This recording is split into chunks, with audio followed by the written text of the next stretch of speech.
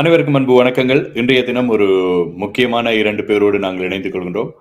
அதாவது மிக அண்மையிலே இடம்பெற இருக்கின்ற ஒரு பிரம்மாண்டமான நாட்டிய நாடகம் பற்றிய ஒரு நிகழ்வு தான் இந்த நேர்காணல்.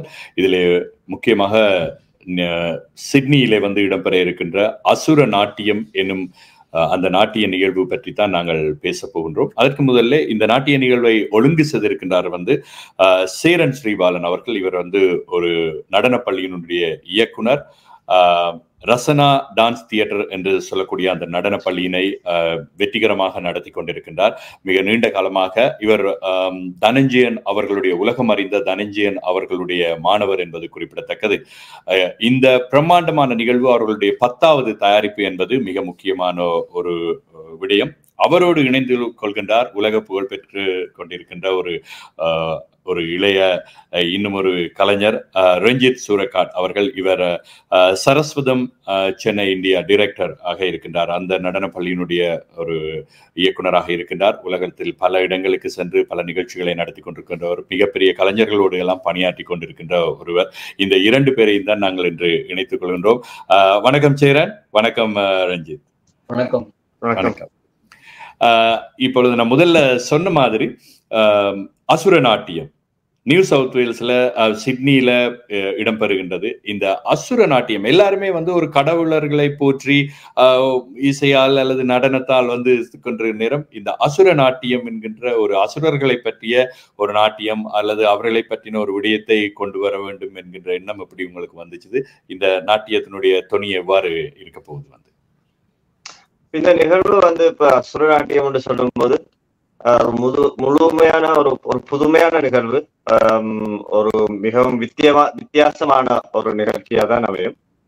இந்த நிகழ்ச்சி இப்ப நாங்க ஒரு ஆய்வு செய்து, ஒரு ரிசர்ச் ஒன்று செய்து, அசுரா என்ற சொல் வரலாற்றின் படி பார்த்தா தொடக்கத்துல அந்த சொல்லுடைய அர்த்தம் நீண்ட காலமாக மாறிக்கொண்டு வருது. இப்ப இருக்கிற அர்த்தமும் ஒரு காலத்துல இருந்த அர்த்தமும் ரொம்ப வித்தியாசமா இருக்கும். அப்ப இது எப்படி நடந்தது, ஏன் நடந்தது என்ற ஒரு ஆய்வு செய்து அந்த ஆய்வினூடாக இந்த நிகழ்வு அமைக்கப்பட்டிருக்கு. அதோட சேர்ந்து இப்ப அசுரா தேவா என்ற குணங்கள் என்று நீங்க சொல்லும் போது, அப்ப இன்றைய காலகட்டத்தில் தனிப்பட்ட மனிதர்கள் என்று சொல்லியிருக்க எங்களுடைய அடையாளத்துக்குள்ள அசுர குணங்கள், தேவ குணங்கள், தேவர்களுடைய குணங்கள் எல்லாமே தங்கி இருக்கு. அப்ப ஒரு மனிதனுடைய அடையாளம், அந்த அடையாளம் என்னென்று உருவாக்கப்படுது. அதுவும் இந்த அசுரர்கள் தேவர்களுடைய கதைகளால நாங்க மக்களுக்கு என்னென்ன கருத்துகள் சொல்லலாமோ பல்வேறு கருத்துக்களை இந்த நிகழ்வு கூடாக சொல்ல போறோம். 10வது ஒரு பிரம்மாண்டமான படைப்பு அப்படி என்று சொல்லி நான் அதுல பார்த்திருந்தேன். இந்த நிகழ்வு 10வது என்கின்ற நேரம் இதற்கு முதல் நீங்க செய்த நிகழ்ச்சிகள் எல்லாமே ஒரு மிகப்பெரிய பாடத்தை உங்களுக்கு தந்திருக்கும்.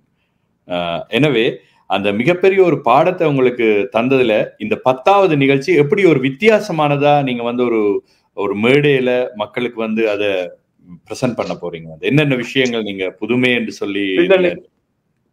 இந்த நிகழ்வை பொறுத்த மட்டும் நாட்டிய அமைப்புன்னு சொல்லும் பொழுது, இப்ப 2008ஆம் ஆண்டு நானும் ரஞ்சித்தும் சேர்ந்து ராவணேசன் என்று சொல்லி ஒரு நிகழ்வு இங்க செய்தாங்க.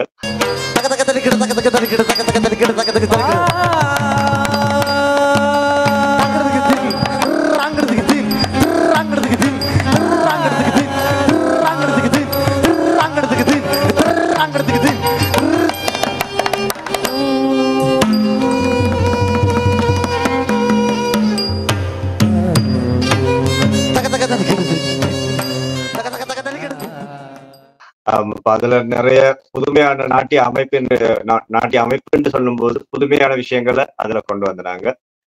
இப்ப ஒரு 10-12 வருஷத்துக்கு பிறகு திருப்பி நாங்கள் ஒன்றா சேர்ந்து ஒரு நிகழ்வு செய்ய போறோம். இதுல நாட்டிய அமைப்புன்னு சொல்லும் போது நிறைய புதிய மூவ்மெண்ட்ஸ், அந்த அசுர நாட்டியத்துக்கு ஏற்ற மாதிரி புதுமையான விஷயங்களை கொண்டு வர போறோம். அதே சமயத்துல இசை என்று சொல்லும் பொழுது இந்த முறை 16 இசைக்கலைஞர்கள் இந்த நிகழ்வுல லைவ் மியூசிக்கா ஈடுபட போயிடும். பார்க்கறதுக்கும் கேட்கறதுக்கும் மிகவும் புதுமையாக இருக்கும். இப்ப 16 இசைக்கலைஞர்கள் என்ற நேரம் கர்நாடக இசைக்கலைஞர்கள் அது எல்லாருமே வந்து சிட்னில இருக்கிறவர்களா இல்லாட்டி வெளிநாட்டுல இருந்து அவர்கள் வந்திருக்கணுமா? எல்லாரும் சிட்னில இருந்தா, ஒரு ஆள் மட்டும் மெல்பர்ன்ல இருந்து வரார். ஆனா எல்லாம் ஆஸ்திரேலியன் லோக்கல் ஆர்டிஸ்ட். என்ன 16 பேர்? என்ன இது ஒரு புது, நீங்க சொல்ற நேரமே ஒரு புதுசா இருக்கு. ஒரு நாட்டிய நிகழ்ச்சியில 16 பாடகர்கள் வந்து இதுல கலந்து கொள்றாங்க அப்படின்னு சொல்ற நேரம் வந்து அது ஒரு புதுமையான ஒரு விஷயமா இருக்கு. அதுல என்ன காரணத்துக்காக அந்த 16 பேரும் வந்து இணைந்து கொள்ளினோம் வந்து? இதுக்கு தேவையான மியூசிக் பண்றதுக்கு ரொம்ப நிறைய இன்ஸ்ட்ருமெண்ட்ஸ் தேவை. இப்ப நீங்க எடுத்து பார்த்தோன்னா ட்ரெடிஷனல் இன்ஸ்ட்ருமெண்ட்ஸ் பறையெல்லாம் யூஸ் பண்றாங்க. பறையன்றதே அந்த இது அதோட ஹிஸ்டரி கேட்கும் போது எங்களுக்கு ரொம்ப ஆச்சரியமா இருக்கு. ஏன்னா அது வரைகிறதுக்காக என்ன சொல்றதுக்காக வந்து இருக்கிற இன்ஸ்ட்ருமெண்ட்ஸ் நிறைய விஷயம். ஸோ அதை பேஸ் பண்ணி நிறைய இன்ஸ்ட்ருமெண்ட்ஸ் தேவைப்படுது எங்களுக்கு அது ஃபுல்லா முழுமையா காமிக்கிறதுக்கு. ஏன்னா அதுல நிறைய விஷயங்கள் இருக்கு. அந்த ஒரு கான்செப்ட் வச்சு பார்த்தேன்னா நம்ம ஒரு மனிதனா எப்படி பாக்குறோம், ஸோ அது நிறைய ஷேட்ஸ் வருது, பிளாக் அண்ட் ஒயிட் ஷேட்ஸ் வருது. இதெல்லாம் வந்து நம்ம முழுமையான ஒரு கர்நாடிக் இசையால மட்டும் பண்ண முடியாது. அதுக்கு தேவையான சில நுணுக்கங்கள்லாம் பண்ணாதான் அது நிறைய சோபிக்கும். அதனாலதான் நாங்க வந்து அவ்வளோ மியூசிஷியன்ஸ் யூஸ் பண்ணோம். அதாவது மறைந்த பேராசிரியர் சி.வி. சந்திரசேகர் அவர்களுடைய ஸ்டூடெண்ட் நீங்கள் பல கலைஞர்களோடு பணியாற்றி இருக்கிறீங்க. இப்ப சேரன் சொன்ன மாதிரி 10 வருஷத்துக்கு பிறகு இந்த 10வது நிகழ்ச்சியில நீங்க இணைந்து கொள்றீங்க அவருடைய இந்த நிகழ்ச்சியில. எப்படியான இப்ப நீங்க வந்து பிராக்டிஸ் எல்லாம் பண்ணிட்டு இருந்திருப்பீங்க, எப்படியான ஒரு வளர்ச்சியை இல்லாட்டி எப்படியான ஒரு வித்தியாசத்தை நீங்க உணர்றீங்க அவரோட பணியாற்ற நேரம், அவருடைய மாணவர்கள் மற்ற கலைஞர்களோட? நிறைய வித்தியாசம். நான் வந்து 2008ல நாமினேஷன் பண்ணும்போது நாங்க 2 பேரும் வெரி யங் தாட். நான் வெரி வெரி காடமா இருக்கும் பயங்கர வாய். அதுல இருந்து நாங்க இவ்வளவு வளர்ந்துருக்கோம், நிறைய பேரோட ஒர்க் பண்ணி இவரும் ஒர்க் பண்ணி. இப்ப இருக்கிற பாடல்கள் வந்து இன்னும் 2 பேரும் வளர்ந்துருக்கு. ஸோ எங்களுக்குள்ளேயே நாங்க வந்து இப்போ ஒரு விஷயம் நாங்க இன்னும் சொல்ல வேண்டாம். அவர் சொல்லும் போது எனக்கும் புரியுது, நான் சொல்லும் அவருக்கும் புரியுது. தெர் இஸ் நோ எனக்கு எங்களுக்குள்ள ஒரு டிஸ்கிரிப்ஷன் தேவையில்லை, சொல்றதுக்குள்ளே புரியுது. அந்த மாதிரி வந்துருச்சு இப்போ. ஸோ அது அந்த இவர் வந்து நிறைய நாள் என் கூட நாங்க 2 பேரும் நிறைய டான்ஸ் பண்ணியிருக்கோம். என்னோட சாரோட ப்ரொடக்ஷன்ஸ்ல நிறைய டான்ஸ் பண்ணியிருக்கோம், நிறைய பேசியிருக்கோம்.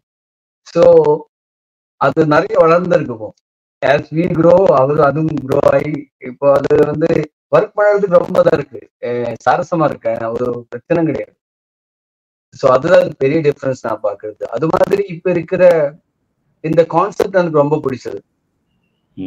ஏன்னா இட்ஸ் ரியலி நம்ம பார்க்கக்கூடிய ஒரு கான்செப்ட். எல்லா இடத்துல இப்போ ஒரு ஆளை வந்து நான் பார்க்கிற விதம் இவரு பார்க்கிற விதம் டிஃப்ரெண்டா இருக்கும். அவர் என் கூட இருக்கிற விதம் இவரு கூட இருக்கிற விதம் வித்தியாசமா இருக்கும். நம்ம கூட இருக்கிறது வச்சுதான் அவரை இதை போடுறாங்க. ஸோ அந்த மாதிரி விஷயங்கள்ல வந்து நம்ம எப்படி அதை கருத்தை காமிக்கலாம், அதை எப்படி புரிய வைக்கலாம். ஸோ நம்ம வந்து விடுத்தோன்னு அவர் அசுரர் இவர் தேவன் சொல்ல முடியாது இல்லையா. ஸோ சில விஷயங்கள் வந்து நம்ம பார்வைதான் வந்து பெரிய எடுக்கு. அதுக்கப்புறம் நம்ம செய்யற விஷயங்கள் நம்ம என்ன செய்யறதோ அதை வச்சுதான் நம்ம இட போடுவாங்க. இந்த மாதிரி நிறைய விஷயங்களை கொஞ்சம் உணர வைக்கிறதா இருக்கு. ஆஸ்திரேலியாவை பொறுத்தவரையில இப்ப சேரன் அவர்கள் இங்க ஒரு பள்ளியை நடத்தி கொண்டிருக்கிறபடியா அந்த மாணவர்கள் அவர்கள் எல்லாரை பற்றின அவர்களுடைய மன ஓட்டங்கள் அவர்களுடைய திங்கிங் எப்படி இருக்கும் எல்லாமே தெரியும். ஆனா அந்த ஆடியன்ஸ் எப்படி இதை வரவேற்பாங்க என்று சொல்லி உங்களுக்கு ஏதாச்சும் ஒரு அளவுகோலை நீங்க வச்சிருக்கிறீங்களா? வந்து எஸ்பெஷலி நாங்க 2 பேரும் ஒர்க் கிரியேட் பண்ணும்போது நாங்க ஆடியன்ஸை பத்தி அவ்வளவு பேசுனது கிடையாது. பிகாஸ் இப்ப நாங்க வந்து அவ்வளவு கன்வின்சிங்கா இருந்தோம், எங்களுக்குள்ள அது கரெக்டா இருந்தேன்னா எங்களை மாதிரிதான் எல்லாரும் நினைக்கிறேன், எல்லாருக்கும் அது பிடிக்கும்னு எங்களுக்கு ரொம்ப ஒரு நம்பிக்கை இருக்கு. ஏன்னா எங்களுக்கு டவுட்ஃபுல்லா இருந்தா தானே மற்றவருக்கும் அது மாதிரி இருக்கும். ஸோ எங்களுக்கு ரொம்ப கன்வின்சிங்கா இருக்கு. இது வந்து எல்லாருடையும் ஸ்டோரி தான், எங்களோட ஸ்டோரி கிடையாது, இவரோட ஸ்டோரி கிடையாது, இவரோட தாட்டு தான். அதுக்கப்புறம் எனக்கிட்ட சொன்னாங்க, நானும் திங்க் பண்ண அதை பத்தி. இது எல்லாரோட தாட்டு தான், எனக்கு அது டிஃப்ரெண்டா போயிடல. அப்போ எனக்கு சேரன் சொன்னதுல ஒரு விஷயம் எனக்கு புரிஞ்சுது. ஒரு மனுஷனுக்குள்ள அசுர நாட்டியம் என்கிற நேரம் அசுர குணமும் இருக்கும், தேவ குணமும் இருக்கும். ஸோ ஒவ்வொரு மனிதர்களும் தன்னை ரிலேட்டட் பண்ணி கொள்ளலாம் உங்களுடைய இந்த நடன நிகழ்ச்சி மூலமா அப்படின்னு சொல்ற ஒரு உணர்வு வந்திருக்குது. ஏதோ ஒரு இது ஒரு ஒரு நம்மளுடைய புராணங்களோ அல்லது இதிகாசங்களோ இருக்க சொல்லப்பட்ட விஷயங்கள், தேவர்கள் அசுரர்கள் என்பது மாதிரியான ஒரு தூரத்தில் வைத்து பார்க்காமல் நமக்குள்ளேயே நம்மோடு ரிலேட்டட் பண்ற மாதிரியான ஒரு விஷயத்த நீங்க சொல்றதுல இருந்தே இந்த நிகழ்ச்சி எப்படி எங்களோட ரிலேட்டட் ஆகும் அப்படின்றது என்னால உணர்ந்து கொள்ள முடியுது. ஸோ இந்த ஆடியன்ஸ் இப்போ ஒரு மூவி பாக்குறதுக்கு போய் எவ்வளவு நேரமா இந்த நிகழ்ச்சி எவ்வளவு நேரம் இருக்கும் அப்படின்னு நினைக்கிறீங்க? நிகழ்ச்சி ஒரு 1.5 மணி நேரம் தான் இருக்கும். ஸோ ஒரு மூவி பார்த்த மாதிரி தான் இருக்கும், ஒரு 1.5 மணி நேரத்துக்குள்ள இருக்கும். எங்களோட ஷோ எல்லாமே 1.5 மணி நேரம். அப்பதான் இந்த ஆடியன்ஸோடைய ஃபுல் அட்டென்ஷன் அந்த ஷோல இருக்கும். அதுக்குள்ள எல்லா விஷயமும் நாங்க ஆடியன்ஸோட சொல்லி உங்களுடைய எத்தனையாம் தேதி எந்த மண்டபத்துல இது இடம்பெறுது? இது ஆகஸ்ட் 10ஆம் தேதி சனிக்கிழமை 6:30 மணிக்கு நாய்டா கென்சிங்டன்ல நடக்கும். சோ இதுல கலந்து கொள்ளக்கூடிய மற்ற கலைஞர்கள் எல்லாருமே இப்ப ரஞ்சித் சுரகாட் அவர்கள் இருக்கிறார்கள், அதே போல மற்ற கலைஞர்கள் எல்லாரும் உங்களோடு படித்துக் கொண்டிருக்கிறவர்களா அல்லது வேறு இடங்கள்ல இருந்து வந்திருக்கணுமா? இதுல என்னுடைய மாணவர்கள் 4 பேர் டான்ஸ் ஆடினோம். மொத்தம் 6 டான்சர்ஸ். தென் இன்னொரு படியன் செந்தூரன் தேவராஜா பறை இசை வாசிக்கிறார். மற்றது மியூசிஷியன்ஸ் பல்லவன் நாகராஜன் ஒரு மிருதங்க கலைஞர், சிட்னியை சேர்ந்த மிருதங்க கலைஞர், அது ஒருங்கமைத்து செய்கிறார். இதுல கொஞ்சம் வித்தியாசமாக நாங்க கொஞ்சம் புது ஆர்டிஸ்டுக்கும் யங் ஆர்டிஸ்டுக்கும் வாய்ப்புகள் கொடுக்குறோம். 16 பேர் உள்ள ஆர்கெஸ்ட்ரா இருக்கு. அவைக்கும் ஒரு வளர்ச்சி, சீனியர் ஆர்டிஸ்டோட சேர்ந்து வேலை செய்யும் போது ஒரு வளர்ச்சி வர்றதுக்கும் ஒரு மிகப்பெரிய வாய்ப்பையும் நாங்க இந்த இசையமைப்புகளால கொடுக்குறோம். நாட்டிய வடிவத்திலையும் எங்களோட ஸ்டூடெண்ட்ஸ் என்னுடைய ஸ்டூடெண்ட்ஸ் ரஞ்சித்தோட வேலை செய்யக்கும் அவைக்கும் ஒரு வளர்ச்சி வரும். அந்த அடிப்படையிலும் ஒரு கலையை வளர்க்கிற வாய்ப்பும் வந்திருக்கு. இதுல இன்னும் ஒரு விஷயத்த கேட்கலாம்னு இருக்கிற இப்ப இன்றைய 2K கிட்ஸ் உங்களுக்கு தெரியும், இவர்களுடைய ஈடுபாடு இப்ப இருக்கக்கூடிய, அதுவும் வெளிநாட்டுல இருக்கக்கூடிய இளைஞர்கள் சின்னவர்களுடைய இந்த மாதிரியான நாட்டியம் இதான ஈடுபாடு எப்படி இருக்கு அப்படின்னு சொல்லி நீங்க 2 பேருமே எப்படி ஃபீல் பண்றீங்க?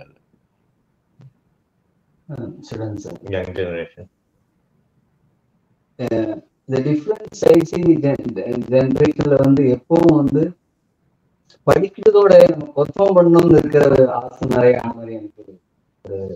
நாங்கெல்லாம் படிக்கும்போது பெர்ஃபார்ம் பண்ணணும்னு இருந்தா கூட படிப்பும் இருக்கணும்னு இருந்தது, அந்த பயிற்சி பண்ணணும்னு இருந்தது. பட் இங்க கொஞ்சம் ஷிஃப்ட் ஆன ஒரு விஷயம் நான் அதுதான் பாக்குறேன். அந்த ஒரு பேஷன்ஸ் இல்லாத மாதிரி, அந்த ஒரு ஓகே நான் கொஞ்சம் அப்படியே அந்த பேஷண்டா எடுத்துட்டு வரும் இல்லையா, அந்த ஒரு ஸ்டெப் பை ஸ்டெப் ப்ராசஸ் கொஞ்சம் கஷ்டமா இருக்கு. மேபி இந்த மீடியா எல்லாம் நிறைய விஷயங்களை நம்ம பாக்குறோம். ஸோ நம்ம அதுல ஒரு இன்செக்யூர்ட் ஆகுற மாதிரி ஒரு, எனக்கு தெரியல அந்த கரெக்டா அது எதனாலன்னு தெரியல. மேபி அந்த ஒரு டிரான்சிஷன் வருதுனாலயான்னு தெரியல. பட் அந்த அமைதியா அதை கத்துண்டு அந்த ஒரு ஸ்டெப் பை ஸ்டெப்பா முன்னாடி போடாம இருக்கிற ஒரு இது கொஞ்சம் கம்மியான மாதிரி இருக்கு. சோ எடுத்தோடனே பாஞ்சிரணும் அப்படிங்கிற ஒரு ஜெனரேஷன். சில இன்டர்வியூஸ் நான் பார்த்த போது இது நிறைய விஷயங்கள் இதுல உண்டு. இது நம்ம ஸ்டூடெண்ட்ஸே மட்டும் சொல்ல முடியாது, பேரண்ட்ஸ் ஒரு காரணமா இருக்காது. அப்ப டீச்சர்ஸும் புஷ்டா இருக்காரு.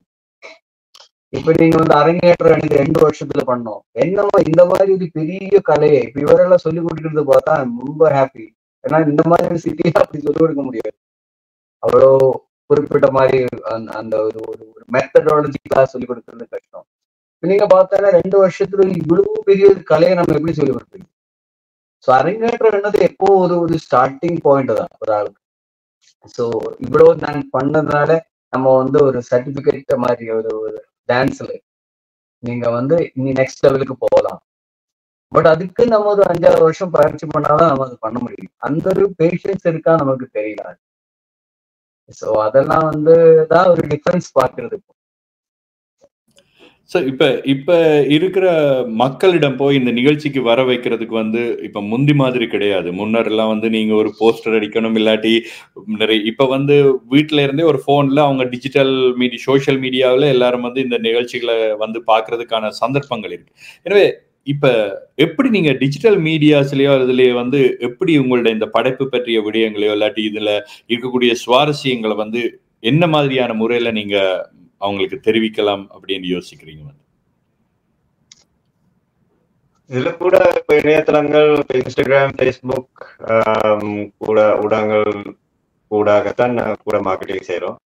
மற்ற கொஞ்சம் ரீல்ஸ், ஃபிளையர்ஸ், ஆடியன்ஸ் என்கேஜ்மெண்ட், எங்களுடைய கருத்துக்களை நாங்க முன்னெடுத்து இணையதளங்கள்ல போடுறதும் கூடாகத்தான் கூடுதலான மார்க்கெட்டிங் நாங்க செய்திருக்கிறோம். பெருசா நாங்க போஸ்டர்ஸ் அடிச்சுட்டு முந்தி மாதிரி செய்யறேன் இல்ல. எல்லாரும் கூடுதலா ஃபேஸ்புக், இன்ஸ்டாகிராம்ல தான் கூடுதலா இருக்கிறோம். ஸோ இந்த நிகழ்ச்சி நீங்க செய்ய போறோம்னு சொன்னோன்னே நியூ சவுத் வேல்ஸ்ல, சிட்னில எப்படியான ஒரு வரவேற்பு, எப்படியான ஒரு இதை மக்கள்கிட்ட இருந்து உங்களுக்கு கிடைச்சிருக்கு? வந்து நிறைய பேர் இன்ட்ரெஸ்டா இருக்கிறோம் வர்றதுக்கு, நிறைய பேர் டிக்கெட் பண்ணி இருக்கிறோம். ஆனா டிக்கெட் இன்னும் இருக்கு. இப்ப என்ன பொறுத்த மட்டும் சிட்னில இருக்கிற மக்கள் கட்டாயம் இந்த நிகழ்வை வந்து பார்க்க வேணும். ஒரு புதுமையான நிகழ்ச்சியா இருக்கும். நாங்க 2 பேர் பல வருஷத்துக்கு பிறகு சேர்ந்து வேலை செய்யற ஒரு நிகழ்ச்சி. மற்றது பல இளம் கலைஞர்களுக்கு ஒரு வாய்ப்பு கொடுக்குற ஒரு நிகழ்ச்சி. இப்ப கட்டாயம் லோக்கல் ஆர்டிஸ்ட் நாங்க சப்போர்ட் பண்ண வேணும், லோக்கல் ப்ரொஃபஷனல் ஆர்டிஸ்ட சப்போர்ட் பண்ண வேணும். அப்ப கட்டாயம் எல்லாரும் வந்து இந்த நிகழ்ச்சியை பார்க்க வேணும் என்பது எங்களுடைய டிக்கெட்ஸ் எப்படி சொல்லுங்க. எல்லாரும் வந்து அத இப்ப அவங்க எனக்கு புரியலன்னு சொல்லிதான் எல்லாரும் பார்க்காம இருக்காங்க. பட் நம்ம வந்து அதுக்கு முயற்சி பண்ணாமதான் நமக்கு புரியாது. ஸோ நம்ம 2-3 ப்ரோக்ராம் போய் பார்த்து அதை என்ஜாய் பண்ணி அது அப்படி இருக்கும்போதுதான் இந்த கலையும் வளரும். எல்லாரும் வந்து பார்த்தாதான் வளரும். இப்ப கலைஞர் மட்டும் பார்த்தாதான் வளராம இருக்கு. ஸோ வேற ஆடியன்ஸ் எல்லாரும் வந்து பார்த்து அது புரிஞ்சுட்டு அதுக்கு ஒரு ரிவ்யூ போட்டு அப்பதான் எல்லாருக்கும் வளர முடியும். அந்த நல்ல நல்ல ப்ரோக்ராம்ஸ் வரும், நல்ல நல்ல ரெஸ்பான்சிபிலிட்டியோட ஆளுங்க பண்ணுவாங்க. ஸோ அதனால எல்லாரும் வரணும்னு நாங்க ரொம்ப சொல்றோம். பிகாஸ் எல்லாரும் வந்து பார்க்கணும். ஒரு சின்ன இப்ப சில வேளையில நீங்க சொல்ல விரும்ப மாட்டீங்க, அசுர நாட்டியத்துல சில அசுரர்களும் வந்து சூப்பர் ஸ்டார், பெரிய வெற்றிகரமான பிரபலமான அசுரர்கள் இருக்கிறாங்க. வந்து நீங்க எந்த அசுரரை பத்தி இதுல செய்ய போறீங்க இந்த நிகழ்ச்சியில? அதுதான் சஸ்பென்ஸ். நீங்க அன்னைக்கு வந்தது பார்க்கலாம். அதுதான் சஸ்பென்ஸ். ஓகே, சந்தோஷமான விஷயம். சோ எனவே இது ஒரு வித்தியாசமான இன்றைய இளைஞர்கள் மைண்ட்ல எப்படியான ஒரு சிந்தனைகள் இருக்கும்ன்றதை நீங்க கண்டுபிடிச்சு அந்த மாதிரியான ஒரு விஷயத்தையே உங்களுடைய நாடகத்துக்குள்ளேயும் கொண்டு வந்திருக்கிறீங்க. எனவே உள்ளூர்ல இருக்கக்கூடிய மக்கள் அனைவருமே இதற்கான ஒரு சப்போர்ட்டை வழங்குவார்கள் அப்படி என்று சொல்றோம். அதே நேரம் நிகழ்ச்சி வெற்றி பெறணும் என்று சொல்லி எங்களுடைய வாழ்த்துக்களை தெரிவித்துக் கொள்றோம். டிக்கெட்டை நாங்க எப்படி வாங்கலாம்? ஆன்லைன்ல பெற்றுக்கொள்ளலாமா அல்லது ஆன்லைன் டிக்கெட் இல்லாட்டி நைடாண்ட் வெப்சைட்ல வேண்டாம் பெற்றுக்கொள்ளலாமா? எனவே வாழ்த்துக்கள். நான் நினைக்கிறேன் நீங்களும் அடுத்த பிராக்டிஸ் அதெல்லாம் இருக்கு அப்படின்னு சொன்னீங்க. ஒரு குறுகிய நேரத்துக்குள்ள உங்களுடைய நேரத்தை எங்களுக்கு தந்ததுக்காக எங்களுடைய நன்றிகளை தெரிவித்துக் கொள்றோம். நன்றி சேரன், நன்றி ரஞ்சித், இருவருக்கும் எங்களுடைய நன்றிகளை. தேங்க்ஸ்.